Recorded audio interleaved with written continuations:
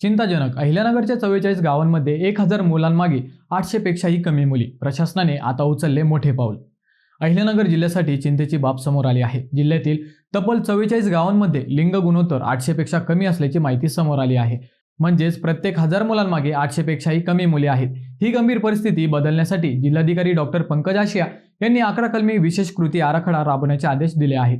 या उपक्रमात ग्रामस्थांचा सक्रिय सहभाग घेत मुलींच्या जन्माबाबत सकारात्मक वातावरण निर्माण करण्यावर भर दिला जाणार आहे. या आराखड्यात ग्रामसभेत स्त्री जन्म स्वागताचा ठराव, कन्या जन्मानंद सोहळे, गर्भवती महिलांचे नियमित आरोग्य निरीक्षण, कायद्याविषयी जनजागृती, फक्त मुली असलेल्या कुटुंबांचा सन्मान आणि युवकांचा सहभाग वाढवणे अशा महत्त्वाच्या उपायांचा समावेश आहे.